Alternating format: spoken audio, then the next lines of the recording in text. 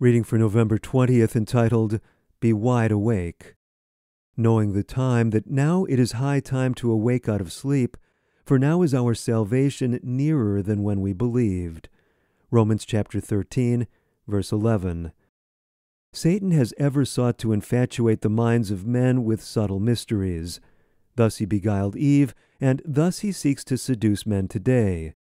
Those who misquote the Word of God in an effort to substantiate error are following the example of him who beguiled Eve and who tempted Christ in the wilderness. The enemy substituted for the Word of God his own misleading statements. The same deceptive agency that seduced the angels in heaven is working in like manner upon human minds today. By means of his seducing statements, he won the confidence of many of the angels, and there was a great war in heaven. Michael and his angels fought against Satan and his deceived followers. Some who have received warning and instruction from God have deliberately turned from the messages sent to them. They have, as it were, walked blindfolded into Satan's prepared snares. Satan is playing the game of life for their souls, and some who might be in a position to help these ensnared souls have themselves become ensnared as captives to the arch-deceiver. God's love for his church is infinite. He has made every provision for its growth and enlargement. His care over his people is unceasing. He has given instruction regarding the dangers of false theories and subtle reasonings of the arch-deceiver.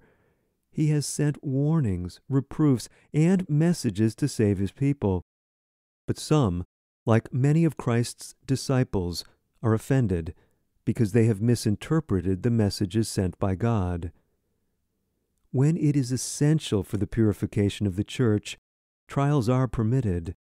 Under these trials, some regard themselves as abused, and instead of humbling their hearts, they rise up in indignation. Satan watches his opportunity to present some pleasing sophistry that will captivate the minds of the tempted ones and lead them to accept his fables. Those who are thus deceived become channels through which other minds are seduced by delusive sentiments.